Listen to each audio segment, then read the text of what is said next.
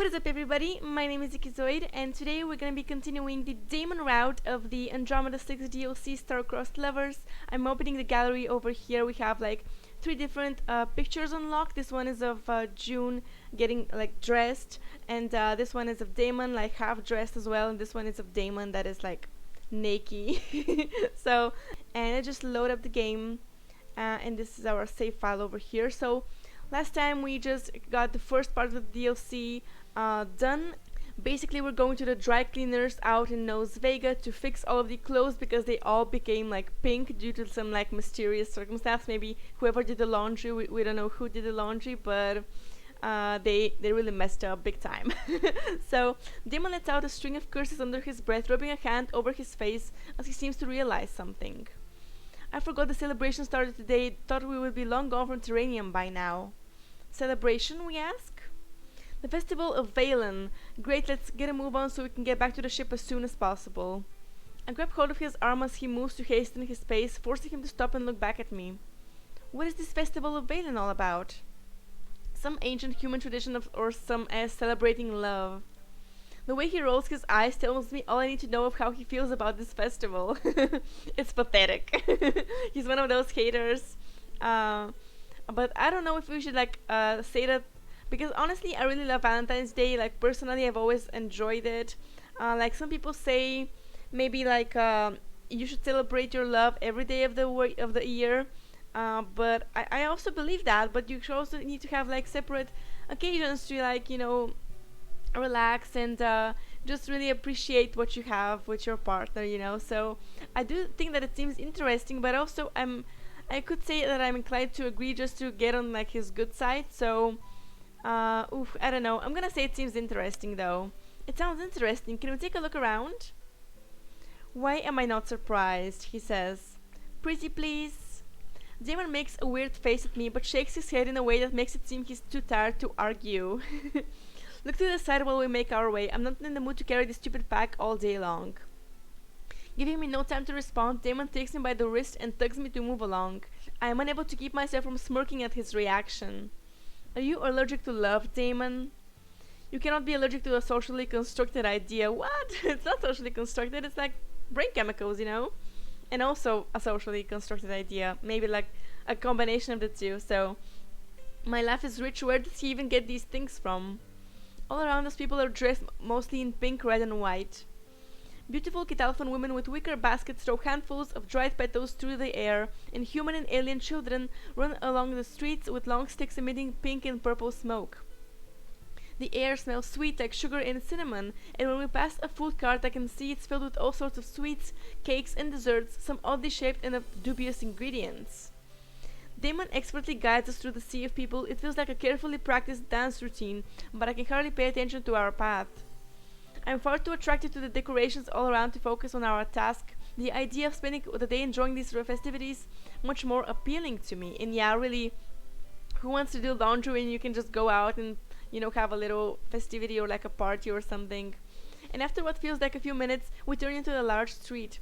It is much less crowded than the one we were in, with less stalls spread out. A large fountain takes over the center of the plaza, and the children we saw running by us earlier are close to it, playing with the smoke sticks. Which way is the dry cleaners? It's just over. Wait for me, it says a little kid. Also, this time we have a little kid over here, because last time when we did the June route in the first episode, if you guys remember, we saw like a teenage couple of like two girls who were like together, and they were like playing this like festival game, and one of the girls wanted the big Yasma plushy bear. So this time there's a child over here, so a loud childish voice comes up from behind us, and we turn just in time to see a small arach-nosed child running up from around the corner, holding a box of unlit smoke sticks in their tiny arms. I got the... Whatever they were about to say doesn't make its way out, being replaced by a short yelp as they trip and fall onto the street. The kid sits up, breaking out in tears when they see the box they were holding cracked open and all the sticks spread out. I turn to Damon to let him know I'm going over there to help the kid, but when I turn, he's already dragging me along as he makes his way to the kid, letting me go when we reach him so we could crouch to reach their eye level. Are you alright, kid? Says Damon. Also, he has a soft side, guys. That's so cute. When did I enter the alternative reality in which Damon is a decent human being? I crouch next to him, smiling at the kid as he rubs his eyes with tiny hands. I tripped and then I fell and my how did oh my eyebrows dip at Damon's response, his words confusing me until I noticed what he's looking at. You should not run around with your shoes untied. But I'm not good at that, the little kid says. Did you enjoy falling, getting hurt and breaking your box? No, the little kid says. Then you need to tie your shoes. Are you hurt? We ask. Looking over to the small arc nose, I cannot see any grave injuries. A scraped knee on the scaly legs is all that seems to have happened, but it doesn't look bad. I'm okay, I don't know how to tie my shoes right. I'm about to offer to tie his laces for him, but to my surprise, Damon is already undoing the poorly done knots on the kid's shoes. It's easy, let me show you a trick for that. Seeing how Damon has this under control, I stand up and gather the sticks, putting them neatly into this box as I do. None of them seems seriously damaged, it shouldn't pose the kid a threat.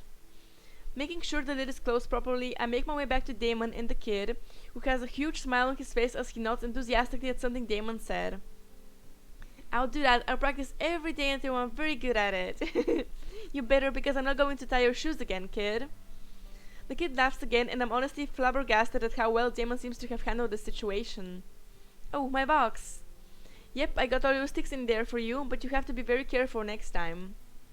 I know, I will. This is a tail promise. Oh, they have a little tail promise, you know, like a pinky promise that we have here. But this one is a tail promise. So Damon helps the kid up, who dusts himself up before taking the box from my hands with a gleeful smile. Be careful when you run around again, okay? Enthusiastically nodding at me, the kid starts to head off, halting just a few steps away before turning right back and ramming into our legs for a hug. Wow there, what's this all about? Mama told me I should always say thank you. So, thank you. Letting out a short laugh, Damon passed the kid's head while I smile at them both. Life hadn't been much on the kind side for me lately, seeing how pure and sweet this kid is. Just because we help him up makes my chest tighten, and I cannot help the huge smile on my face. Yeah, that really is so heartwarming, dude. And Damon says, nothing to it, kid, like, don't worry. Yes, and now go and enjoy the festival. Beaming at us, the kid lets go of our legs. Before taking off, he takes a smoke stick from the box and offers it to us. You can have one, everyone should play on Valen. Oh, are you sure we can have that? Yup. Thanking the kid, I eyed the smoke stick in my hands curiously. In all honesty, I had been looking forward to have some fun today, so I'm fairly certain my glee is obvious. You should take your girlfriend to see the fair, mister. It is very pretty today. Oh, we're not. The kid doesn't seem to mind me and takes off in another clumsy run towards his friends on the other side of the plaza. Dating. Desperate much to let the kid know we're not dating? I was just afraid you would snap at him for suggesting that we were. Sure you were. And we're gonna obviously flirt with him. I'm just gonna try and choose like the best option. So we could say you're good with kids, which is like very like a compliment. And we can ask him like kind of sarcastically, what was that all about? And we could also say, I didn't think it would help the kid, but I'm gonna go with the most flirty thing, you know, the most flirty option here. Just because I really want to go for it with Damon, you know. So we're gonna say you're good with kids. So when were you going to tell me we're actually good with kids? Never. His replies comes with a tone as if it was obvious, but I'm still taken slightly aback by that whole scene. Too many questions to be asked. It was sweet, that is all. I guess I just didn't expect you to have a sweet side, especially with kids. There is a lot you don't know about me. I would know if you tell me. What would be the fun in that? Yeah, we could like find out slowly and, you know, discover his personality more. So you could say I clearly don't care about people in general, but kids are okay. Let it go, it was no big deal. Making a mental note that Damon is a human being capable of performing genuine acts of kindness, I dropped the subject. Does not seem like he will respond to any questions about it either. Instead, I turn my attention to the smoke stick safely held in my hands, the giddy feeling from before making its way back to my stomach. How do I turn this on? Are you telling me you've never used a smoke stick before? Did you? Damon having carefully run in non-violent situations is a mental image hard to picture. Regardless, he steps closer, taking my hands and adjusting the stick in them, because apparently I was holding it upside down. Okay, So Damon says it's very similar to a smoke grenade. Oh my god, you're gonna compare a stick to a smoke grenade. So when you want the smoke to come out, all you gotta do is push the bottom part up, it will open the lid and let out the smoke. Like this.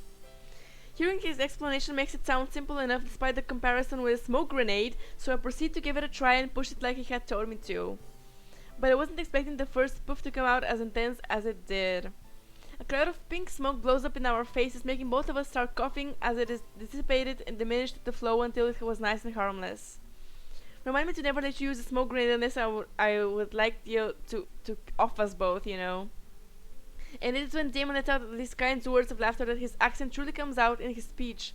It is soft, but it is there, and it never fails to make him smile. So he has an accent that's so cool. I never imagined his voice with like an accent. I imagined it like a normal, like American voice. But that's kind of how I always imagine people to have. Oh, I'm sorry, that was my phone. Whoa! I'm sorry, guys. Let me just lower my volume. So I never imagine Damon to have like an accent of sorts, because he's from Curse, so he's from like a different planet. He's not from Earth, because Earth is like long gone, and as far as I can remember from the story of the main game.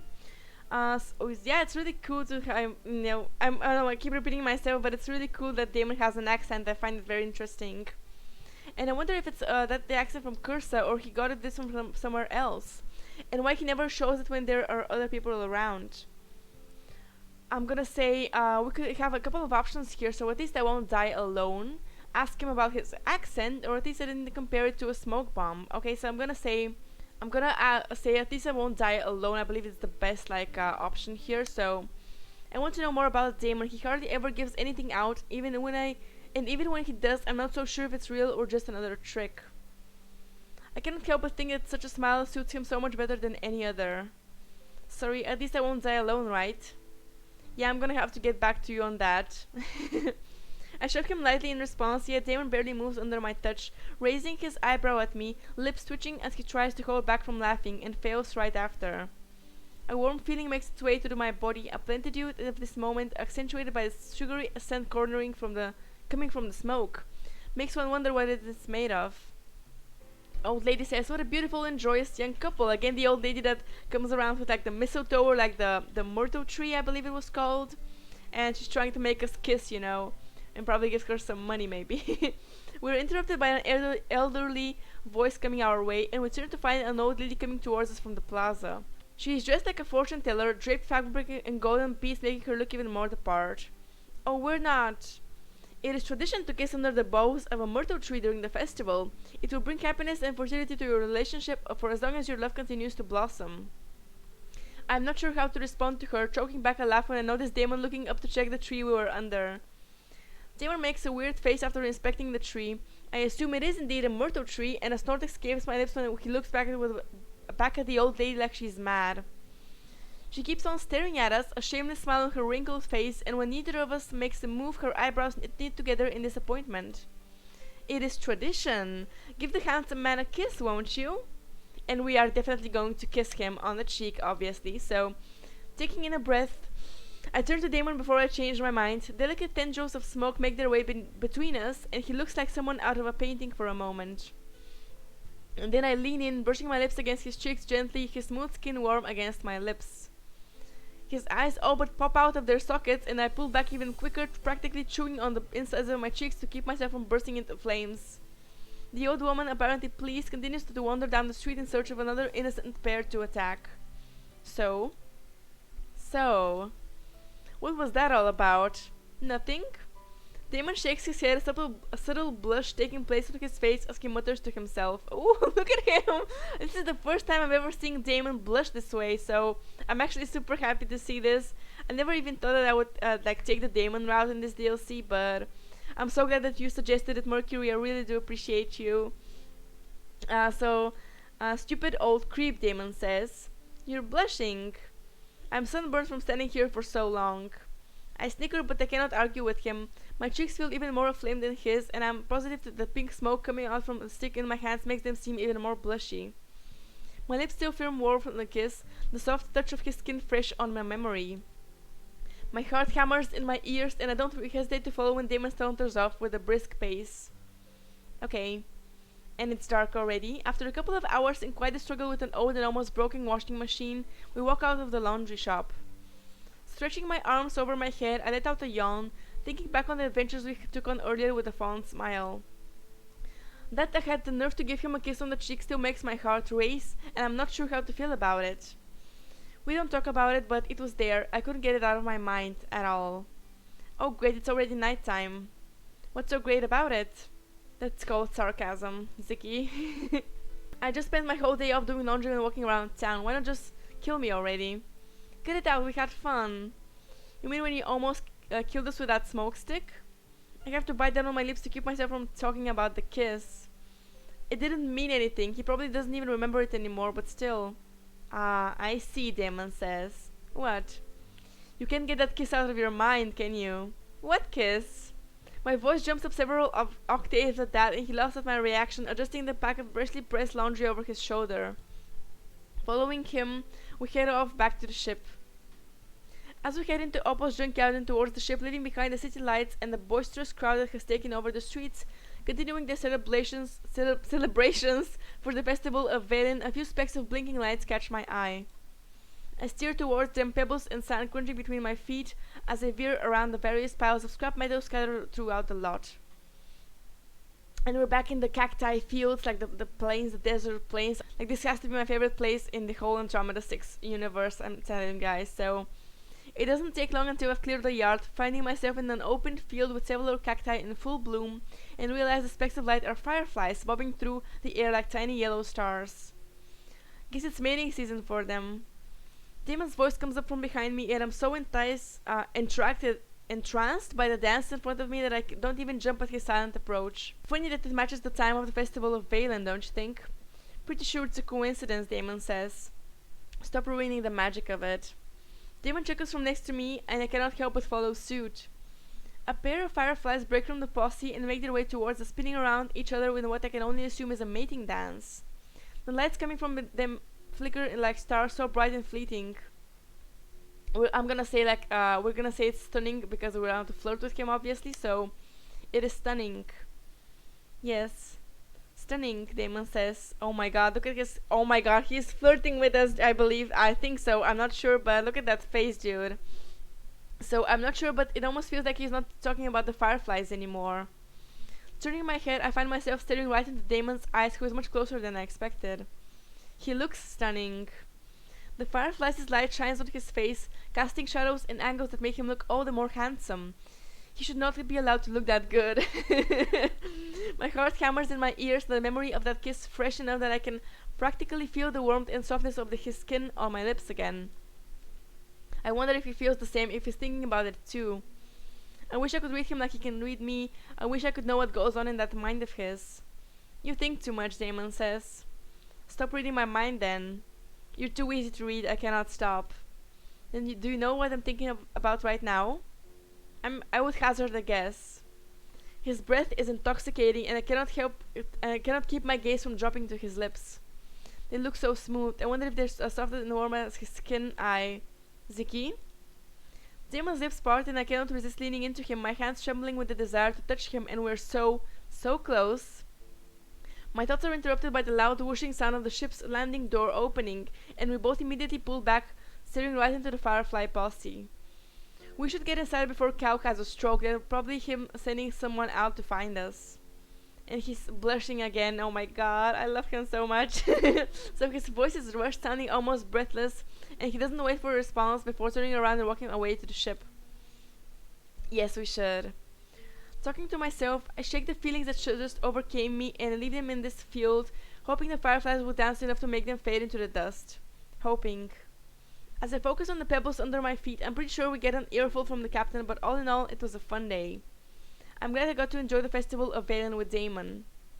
And happy Valentine's Day again. I mean, it's not Valentine's Day, but this was made for like the Valentine's Day, the Valen festival, you know. So I really enjoyed the Damon route, guys. I hope you did too.